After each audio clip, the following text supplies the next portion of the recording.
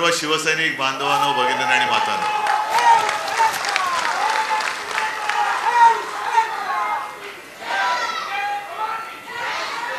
मला असं वाटतं की भाषण करूच नये आणि केवळ घोषणांचाच कार्यक्रम करूया.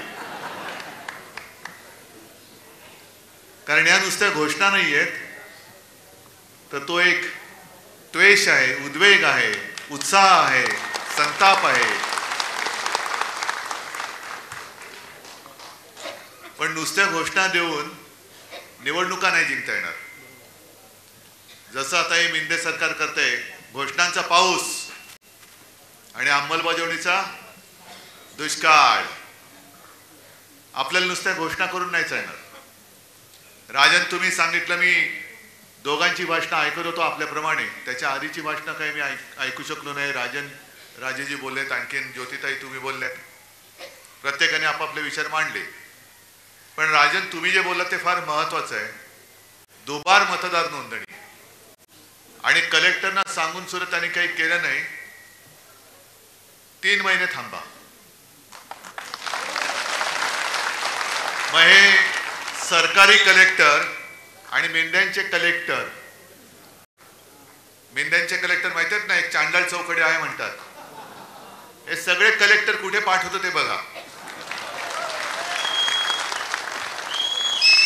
यांना तुरुंगाचे गज मोजायला लावूया. कारण ही काही गंमत नाहीये.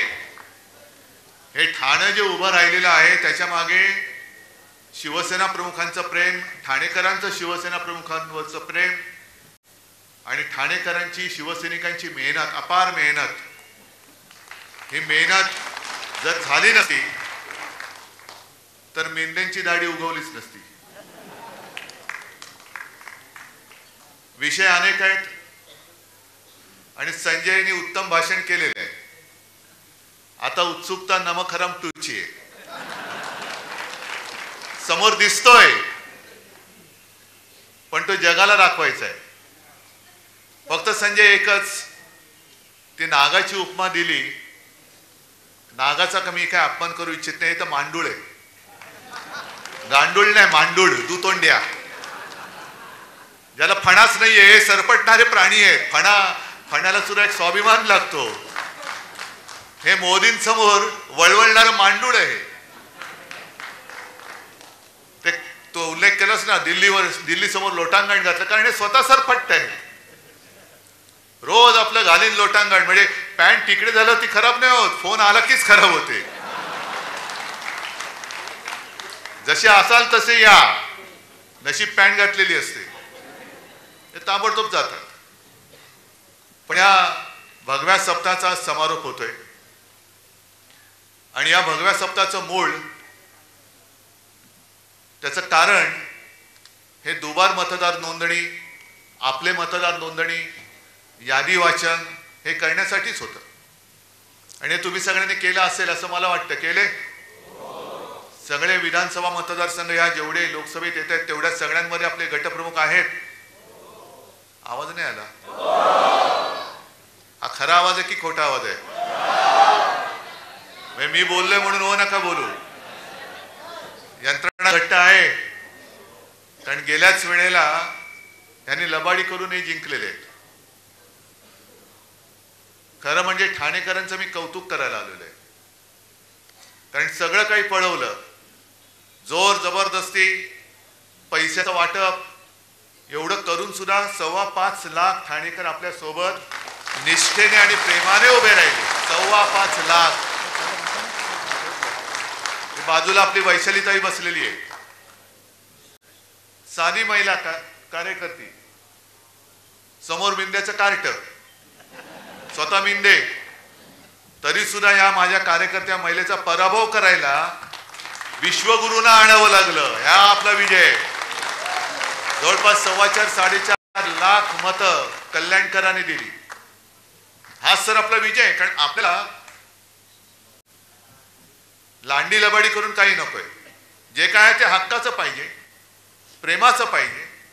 विकत भाज्या घेता येतात, मतं विकत नकोय आम्हाला. मतं नाही विकत घेतो आपण कधी. आणि प्रचंड पैसा ओतून सुद्धा ही एवढी मतं मिळवली, तरी सुद्धा विजय समोर दिसत नाही म्हणून लांड्याला बड्या केल्या. ती मुंबईमध्ये एक आपल्या अमोल कीर्तीकरांची सीट 48 मतांनी पराभव होऊ शकतो आपला मुंबईमध्ये? होऊच शकत नाही. ही चोरलेली सीट आहे. आणि त्याच्यानंतर ज्या 2 निवडणुका झाल्या, एक पदवीधर मतदारसंघ आणि शिक्षक मतदारसंघ, संपूर्ण मुंबई त्याच्यात मतदान करते, पदवीधर आणि शिक्षक.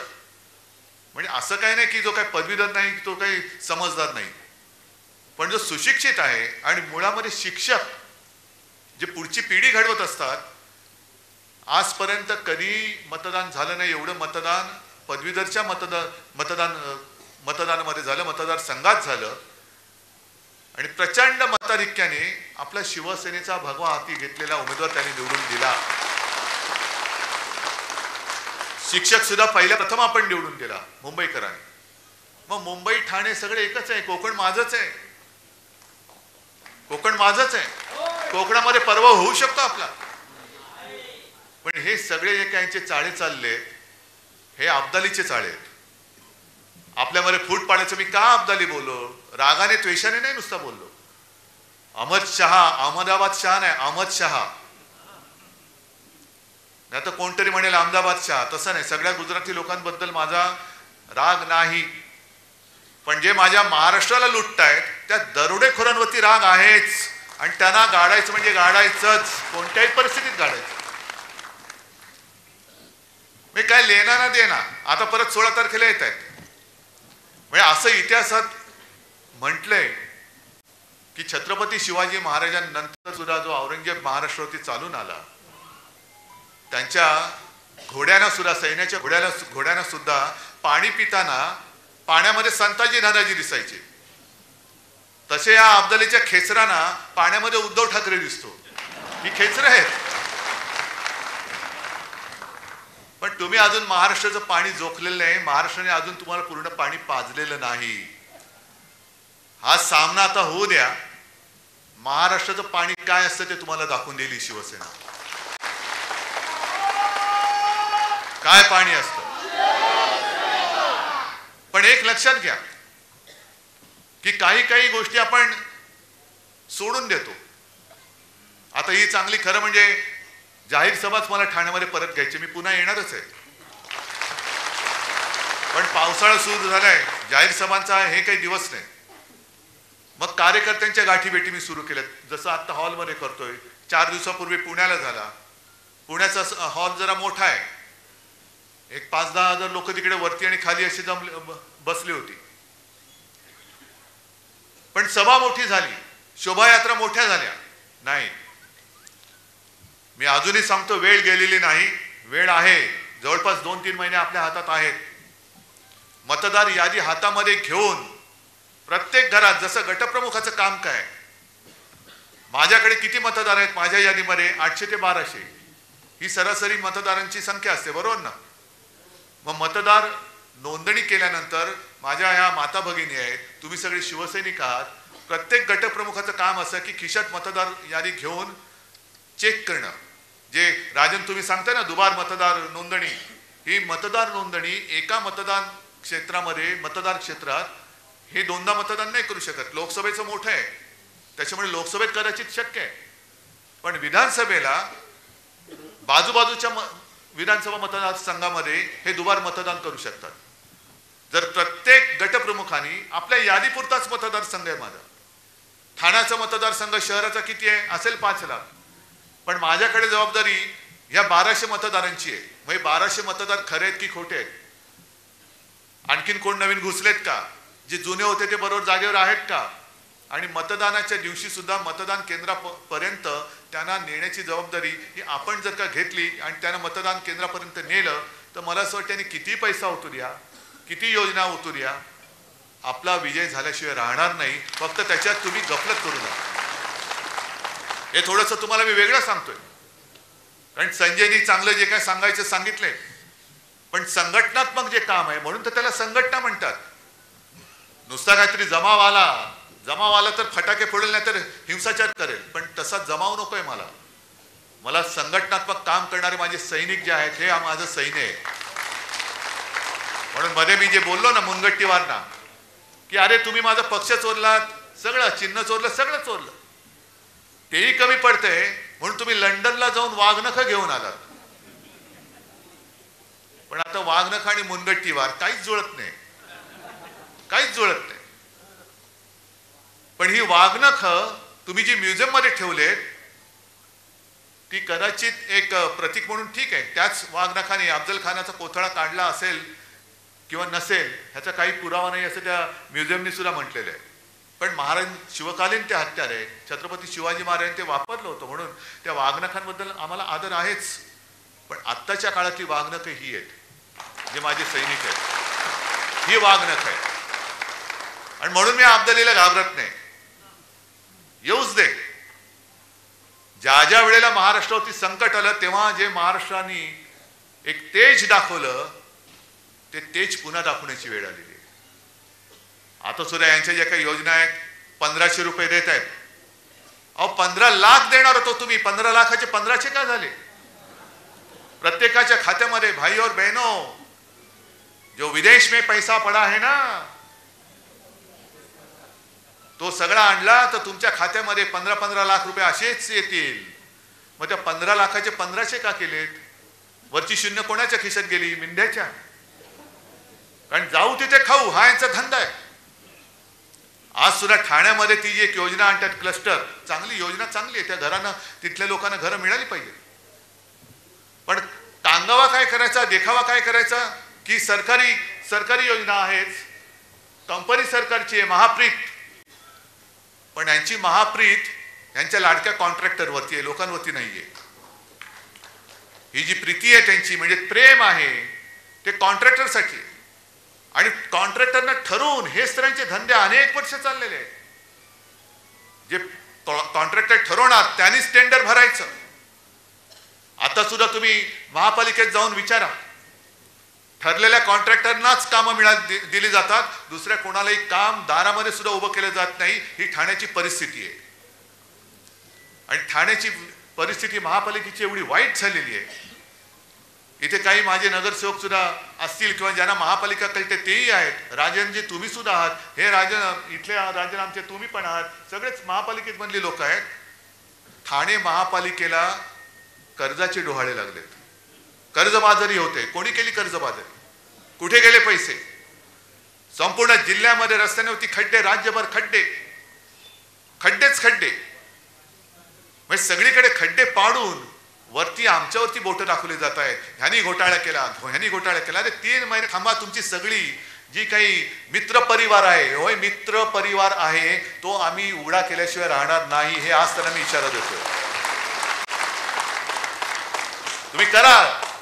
तुम्हाला जर वाटत असेल की तुम्ही घोटाळे करताय पण आमचं लक्ष नाही, आमच्याकडे आम्ही सुद्धा 2.5 वर्ष मी स्वतः मुख्यमंत्री होतो. गेल्या अनेक वर्ष महापालिका ही शिवसेनेच्या ताब्यात आणि याही पुढे राहणार आहे. ठाणा काय, मुंबई काय, इतर सुद्धा. त्याच्यामध्ये त्या महापालिकेमध्ये सुद्धा जी काही लोक अधिकारी आहेत, ज्यांना जनतेबद्दल प्रेम आहेत, ते बरोबर माहिती आमच्याकडे देत असतात. जरा निवडणूक होऊ द्या, मग बघा आम्ही काय करतो ते. जरा होऊ द्या. पण सगळीकडे वाट लावून टाकतायत. आणि म्हणून मी तुम्हाला एक प्रश्न विचारतोय की तुम्हाला आपल्या राज्याचं मंत्रालय मुंबईत हवंय का अहमदाबादमध्ये? आपल्या राज्याचा कारभार मुंबईतून चालला पाहिजे का दिल्ली का अहमदाबाद मधून? लोकसभेची निवडणूक होती, ती देशाच्या लोकशाहीचा गळा घोटणारी एक निवडणूक होती. जर आता आहे शेपटावरती निभावलंय अब्दालीच्या, आता बरंचसं आपण आटोक्यात आणलेलं आहे. आता मनमानी नाही करू शकत ती लोक. पण तशीच ही लढाई म्हणजे लोकशाहीच्या शत्रूशी लढाई ही आपल्या लोकसभेची होती. तशीच ही येणाऱ्या विधानसभेची लढाई शिवसेना विरुद्ध गद्दार नाही, गद्दार तर गाडले गेलेच पाहिजे. पण महाराष्ट्र द्वेष्ट्यांबरोबर आपली लढाई होणार आहे.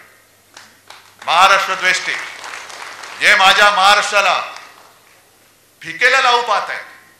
म्हणजे मराठी माणूस कसा ताटमानेने उभा राहिला नाही, ताटमानेने उभा नाही राहायचं. हातात भिकेचा कटोरा घे आणि मोदींसमोर खाली मान घालून उभे राहा, हे नाही सांगता येणार. हे नाही आम्हाला शिवरायांनी शिकवलं ना, आमच्या शिवसेना प्रमुखांनी शिकवलं.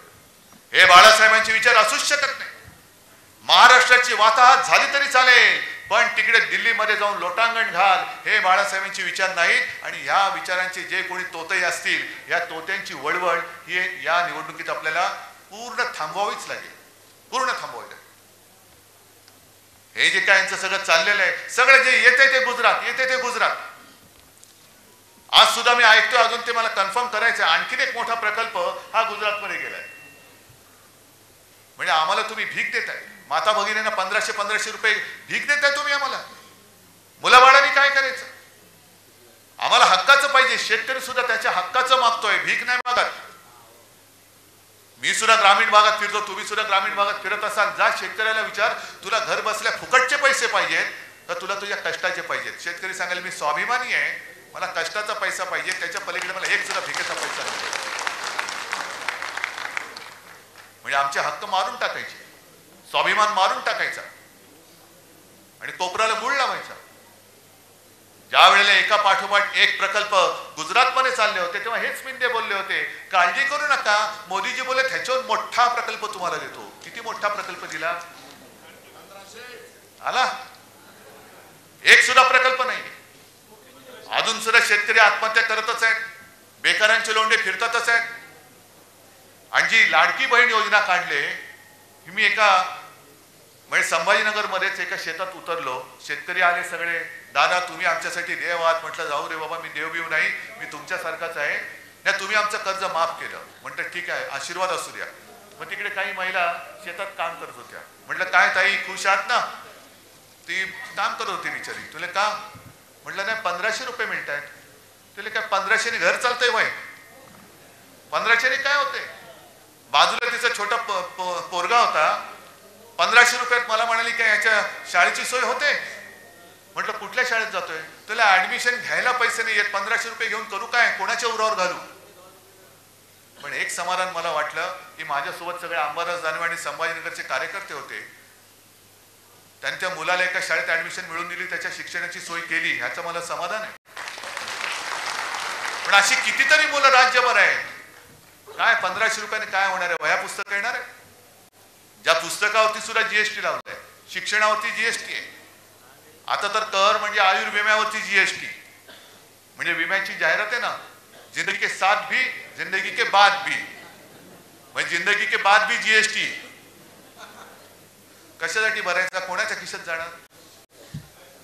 म्हणजे सगळीकडे वरपासून खालपर्यंत हे सगळं बरबटलेलं सरकार. ठाण्यातले भूखंड खात आहेत, मुंबईतले खात आहेत, अयोध्येमधले खात आहेत. अयोध्येमध्ये सुद्धा एक आदर्श घोटाळा झालाय. आदर्श म्हणजे चांगला नाही, जसा इकडे आदर्श घोटाळा झाला मुंबईमध्ये. सैन्य दलाची जमीन खाल्ली. कोणी खाल्ली? कुठून आला? कुठून? म्हणजे आमच्या हातामध्ये घंटा, जय श्रीराम वाजो घंटा, आणि लोढा बसला तिकडे टॉवर बांधून. याच्यासाठी आम्हाला राम मंदिर पाहिजे होतं, याच्यासाठी तुम्ही आम्हाला लढवलात, याच्यासाठी कारसेवकांनी बळी दिले. कारसेवकांनी रक्त कशाला सांडलं? लोढाचं टॉवर बांधायला. लोढाला टॉवर बांधून देण्यासाठी म्हणून कारसेवकांनी रक्त नाही सांडलेलं.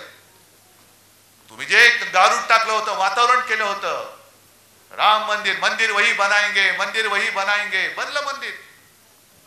पण मंदिर बनल्यानंतर सुद्धा वाजत गाजत तुम्ही जो काही शो केला, तुम्हाला वाटलं होतं की आता बस झालं सगळं, आता आपल्यासमोर कोणी उभंच राहू शकत नाही. पण प्रभू रामचंद्रांनी सुद्धा जो बाण मारला थोडक्यात चुकला, नाही तर बरोबर वर्मी लागला होता, बरोबर वर्मी लागला होता. पण सगळीकडे गुजरातचे कॉन्ट्रॅक्टर कॉन्ट्रॅक्टर कॉन्ट्रॅक्टर कॉन्ट्रॅक्टर, वाराणसीमध्ये कॉन्ट्रॅक्टर, अनेक मंदिरं पाडलेत. शंकराचार्य मध्ये घरी आले होते. माझं भाग्य समजतो मी की शंकराचार्य आले आणि त्यांनी हिंदुत्वाचा अर्थ सांगितला. जो विश्वासघात करता है वो हिंदू नहीं हो सकता, हिंदू कभी विश्वासघात नहीं कर सकता. पण शंकराचार्य सुद्धा चिडलेले आहेत आणि त्यांनी स्वतः सांगितलं की केदारनाथ मंदिरामधलं जवळपास 250-250 किलो, आता तर म्हणतात काही जण 500 किलो सोनं गेलं कुठे? म्हणजे तुम्ही आमच्या मंदिरातल्या देवाचं सोनं सोडत नाही, मंदिराच्या आजूबाजूच्या जागा सोडत नाही.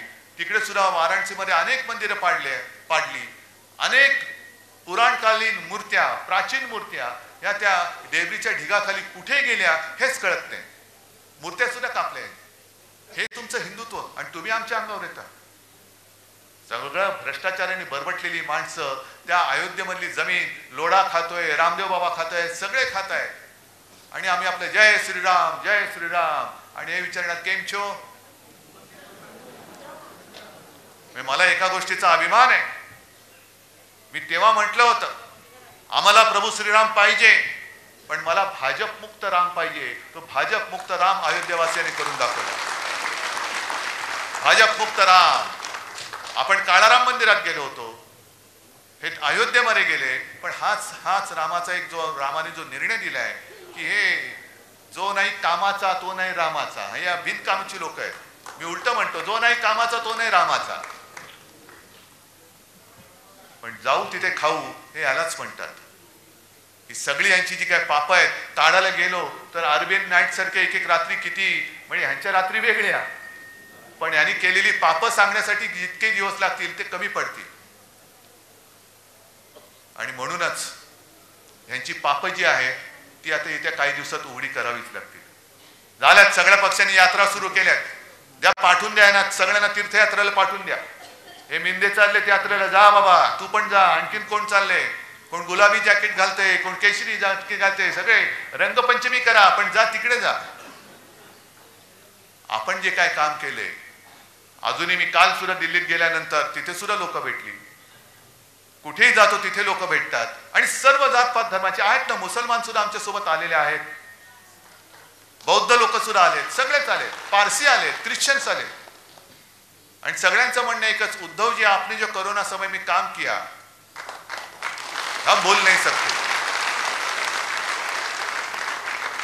आम्ही विसरू शकत नाही तुम्ही जे काय केलं. खरं मी एकटा नव्हतो, तुम्ही सगळे सोबत होतात, संपूर्ण यंत्रणा होती आणि जे मी सांगत गेलो ते तुम्ही ऐकत गेलात. म्हणून आपला महाराष्ट्र वाचला. गंगेमध्ये जशी प्रेतं वाहिली तशी आपल्याकडे वाहिली नाहीत प्रेतं, वाहू दिली नाही. उपचाराविना कोणी गेल्या असं होऊ दिलं नाही. ही जी काय सगळी कामं आहेत ही सुद्धा लोकांपर्यंत पोहोचवा. नाहीतर काय होतं, त्या निवडणुकीच्या रणधुमाळीमध्ये वेडवाकडं कोणतरी बोलतो, मग त्याला आपण उत्तर देत बसतो. मूळ काम अरे हे सांगायचंच राहून गेलं. एक साधं उदाहरण देतो. 2012 साली शिवसेना प्रमुख होते, महापालिकेच्या निवडणुका आल्या आणि माझ्याकडे गोपीनाथ मुंडे आले. उद्धवजी काय करायचं काय करायचं. म्हटलं का नाही, कसं जिंकणार आपण, कठीण आहोत, कठीण आहे कठीण आहे. पृथ्वीराज चव्हाण तेव्हा मुख्यमंत्री होते आणि असं जर काय वातावरण सगळं केलं होतं की बस आता हे हरणारच. म्हटलं काळजी करू नका हो, होईल सगळं बरोबर. नाही कसं होणार. म्हटलं जरा थांबा. आणि मग मी माझे मित्र, कारण मी जाहिरात क्षेत्रातला आहे, माझे मित्र सगळे जाहिरात कॅम्पेन करणारे आहेत. मग तो एक दिवस माझा मित्र आला, मला म्हणाले उद्धव एक कॅम्पेनची आयडिया आले, घेऊन येऊ का. म्हटलं घेऊन ये. आणि त्यांनी काही केलं नव्हतं, बाकी कागद कोरा होता, फक्त मध्ये एक लाल सर्कल काढलेलं आणि त्याच्यात लिहिलं होतं करून दाखवलं. म्हटलं अरे बस हे बरोबर आहे. मी शिवसेना प्रमुखांना दाखवलं, साहेबांनी बघितलं, बरोबर आहे, गो अहेड. आणि आपण काही केलं नाही. 12च्या आधी 5 वर्षामध्ये मुंबई महापालिकेत जी जी कामं केली होती ती फक्त त्याचे फोटो आणि चित्र ही होर्डिंगवरती लावली, पेपरमध्ये दिली आणि खाली फक्त टाकलं करून दाखवलं. मग सगळीकडे सगळ्यांनी चर्चा सुरू केली, वरून दाखवलं खालून दाखवलं. म्हटलं कुठूनही बघा पण आम्ही करून दाखवलंय. लपून बघा, चोरून बघा, वरून बघा, कुठूनही बघा पण करून दाखवलंय. मग सगळी चर्चा झाली आणि मग रिक्षावाले सुद्धा बोलायला लागले, टॅक्सीवाले बोलायला लागले, अरे हा ये तो हुआ है, अरे हा बरोबर आहे. सगळे भाषिक बोलायला लागले आणि 2012ची महापालिका आपण जिंकली, ती कामाच्या जोरावरती जिंकली. मुळामध्ये काय, हातामध्ये तलवार आहे, बरोबर आहे. तलवार पेलायला मनगट पाहिजे, पण मनगटापेक्षाही मन पाहिजे. जर हातात तलवार आहे पण लढायची जिद्दच नसेल तर तलवार काय करणार. तलवार काय करणार. मन पाहिजे, होय मी जिंकणारच. म्हणून मी जे काय बोललो रंगशारदामध्ये, लढायचं कसं तर लढायचं या जिद्दीने लढायचं की लढाई आहे, ही निवडणूक ही लढाई आहे आणि या लढाईमध्ये ह्याच ईर्षेने उतरायचं. एक तर तू राशील ना तर मी राहीन. मी परत बोलतो. आणि तू आणि मी म्हणजे मी उद्धव ठाकरे एकटा नाही, मी म्हणजे तुम्ही. महाराष्ट्र प्रेमी, शिवप्रेमी, शिवसेना प्रेमी, बाळासाहेब प्रेमी, आणि तू म्हणजे महाराष्ट्राला लुटायला आलेला दरोडेखोर, तू म्हणजे त्या दरोडेखोरीच्या पाय चाटणारा गद्दार, मांडूळ. आता लोक म्हणतील हे याने एकदा ढेकून म्हणतात ना मांडूळ. अरे मी जीवप्रेमी आहेच, मी जंगल वाचवायचं काम केलं होतं. तुम्हीच जे आरे होतं, अरे मी वाचवत होतो, तुम्ही आला आणि ते आरे कापून टाकलं. मग करू काय? त्याच्यामध्ये काय काय प्राणी राहतात हे तुम्हाला सांगितलंय, नाव दिल्याशिवाय तुम्हाला कळणार कसं ते? मांडूळ, मांडूळ म्हणजे काय? मिळेल आरे मध्ये जा बघ. ढेकूण नाही मिळणार कदाचित, कारण ढेकूण रक्त शोषतो. रक्त शोषणारी अवलादी आमची नाहीये, अजिबात नाही. मांडूळ सुद्धा आमच्याकडे नाही. आम्ही जे करतो ते खुलेआम करतो. चालून जायचं तर छातीवरती समोरासमोर पाठून वार करणारे नाहीत आम्ही. आणि हे सगळं जे काय करायचंय त्या विधानसभा निवडणुकीत करायचंय. ही जी लोकसभा झाली, लांबली लांबली लांबली, किती 5 टप्पे. काय तुम्ही काय क्रिकेट खेळताय टप्पी टप्पी बॉल टाकून? सरपट्टी टाकताय? 5 टप्प्यात महाराष्ट्राची निवडणूक. पण आता मला कळतंय, कानावर येते की कदाचित नोव्हेंबरमध्ये निवडणूक घ्यायचं यांचं घाटते. का? तर लाडकी बहीण या योजनेचे किमान ऑगस्ट, सप्टेंबर, ऑक्टोबर, नोव्हेंबर म्हणजे 4 हप्ते जर का महिलांच्या हातात गेले तर त्यांचा विश्वास बसेल की हे देतात बुवा, हे देणारी लोक नाहीये. ही अशीच एक योजना सुशील कुमार शिंदेनी केली होती. एक कधीची 2004 किंवा तेव्हाची निवडणूक असेल, मला आठवत नाही. संभाजीनगरमध्ये आपल्या कार्यकर्त्यांचं शिबिर होतं आणि शिवसेना प्रमुख बोलून गेले की माझी म्हणजे शिवसेनेची सत्ता आली तर मी शेतकऱ्यांचा कृषी पंपाचं वीज बिल माफ करून टाकेन. सुशील कुमार शिंदे बसले होते, आता आपल्या सोबत आहेत. पण त्यांनी काय केलं? मुख्यमंत्री होते, ताबडतोब योजना अंमलात आणली. शेतकऱ्यांना 0 रकमेची बिलं पाठवायला लागले. शेतकरी खुश झाला, हे देत आहेत तर ते कशाला पाहिजे, हेच देत आहेत. परत निवडून दिलं काँग्रेसला. काँग्रेस सत्तेवर आली, सुशील कुमार शिंदेची विकेट पडली, विलासराव देशमुख आले. आणि विलासराव देशमुख सत्तेवरती येताच क्षणी पुढच्या महिन्यापासून दामदुपटीने बिलं पाठवायला लागले शेतकऱ्यांना. आणि मग जाहिराती आला, बिल भरा नाहीतर तुरुंगात. हे तशी यांची योजना आहे. हे फसवी करायला. आणि तुम्ही किती पैसे दिले तरी मी माझ्या महाराष्ट्राच्या किमतीला महाराष्ट्र विकून मला तुमची भीक नको, हे महिलांनी ठरवायला पाहिजे. आहे ना, जिजाऊचा महाराष्ट्र आहे, झाशीची राणी मेरी झाशी नाही दूंगी. तसे हे अब्दाली येत आहेत, आपला महाराष्ट्र लुबाडायला येत आहेत. 1500 रुपये लाच देऊन आपला महाराष्ट्र, शिवरायाचा महाराष्ट्र ते विकत घेऊ पाहत आहेत. तुमची मुलं बाळ ते बेकार ठेवू इच्छित आहेत. सगळे उद्योगधंदे गुजरातला नेऊ पाहत आहेत, नेता आहेत. तरी सुद्धा आपण 1500 रुपयावरती महाराष्ट्र विकणार आहोत? हा निर्धार आपण केला पाहिजे. ठीक आहे, योजना आहे, लाभ जरूर घ्या, कारण हे तुमचेच पैसे आहेत. हे काहींच्या खिशातले नाही आहेत, हे पैसे तुमचेच आहेत. आता तर आणखीन करतायत. जसं मोदींनी केलं होतं, ते रथ पाठवले होते गावागावात. आठवतं ना तुम्हाला? मोदी रथ, मोदी सरकार, मोदी सरकार. आणि अक्षरशः गावकऱ्यांनी त्यांना पलटा भोई थोडी करून ठेवली होती. ते बोले मोदी सरकार आहे की भारत सरकार? कोणाच्या योजना आहेत? मोदींनी काय घरच्या खिशातनं योजना दिल्यात? नाही नाही नाही, तसं नाही, तसं नाही, तसं नाही. हे मोदी सरकार काढ आणि भारत सरकार लिहि, नाही तर चालतो या गावातून. मग तसंच आता हे करतायत. 50,000 योजना दूत, 50,000, प्रत्येकाला 10,000 रुपये महिना. म्हणजे त्याच्यामध्ये सुद्धा ही चांडाळ चौकडी, खोटी नावं, जशी दुबार नोंदणी केली ना तशी खोटी नावं टाकून त्याच्यातले पैसे परत काढणार. हा मोठा दूध घोटाळा आहे. आणि तुमच्या योजना ज्या तुम्ही केलेल्या नाहीत, अरे कागदावरती काही लिहू शकता, पण अंमलबजावणी कुठे? मग ह्यांचीच माणसं, यांचेच चेले चपाटे, यांचेच कार्यकर्ते, त्यांचे सगळे कुटुंबीय हे या दूतांच्या नावांमध्ये घुसवणार आणि त्यांच्या माध्यमातून पैसे काढणार. हे दूत महाराष्ट्रामध्ये फिरता कामा नये, हे नाही फिरता कामा. त्याच्यासाठी जाहिराती करतायत, करोडो रुपये उधळतायत. आणि तरी सुद्धा आम्ही ह्यांची टाळ किटून काय भजनं गायची? ही निवडणूक त्याच्यासाठी आहे. हा भगवा सप्ताह त्याच्यासाठी होता. मला एका गोष्टीचा अभिमान आहे, जी मी एक सूचना दिली होती. आपला भगवा हा फक्त भगवाच असला पाहिजे. त्या भगव्यावरती मला चिन्ह नको. भगवा शिवछत्रपतींचा, कुठे शिवाजी महाराजांनी चिन्ह टाकलं होतं? अरे हा शिवाजी महाराजांचा भगवा, हा यांचा भगवा, हा त्यांचा भगवा नाही. भगवा एकच, हिंदुत्वाचा भगवा, शिवाजी महाराजांचा भगवा, आणि तोच बाळासाहेबांनी आपल्या हातात दिलेला भगवा आहे. हा भगवा तर घ्यायचाच. पण दुसरी गोष्ट, जो लोकसभेच्या वेळेला आपल्याला प्रचार करायला वेळ मिळाला होता तो मशालीचा, आत्तापासून मशालीचा प्रचार करा. घराघरामध्ये आणि प्रत्येकाच्या हृदयामध्ये ही स्वाभिमानाची मशाल पेटवा. कोर्टाचा निकाल कधी लागेल सांगता येत नाही. मी अनेकदा म्हटलेलं आहे की कोर्टाकडनं न्याय मिळेल, मला खात्री आहे, मला आशा आहे. पुढच्या 5-50 वर्षामध्ये हा निकाल लागल्याशिवाय राहणार नाही. आणि हसायचं काय त्याच्यामध्ये? अरे हसताय काय? 2 वर्ष झाली, अपात्रतेचा निर्णय आता लागला, आता लागेल बघा 5-6 वर्षामध्ये. पण तोपर्यंत झाली, माणसं म्हातारी झाली, निवडणूक विधानसभेची टर्म संपली.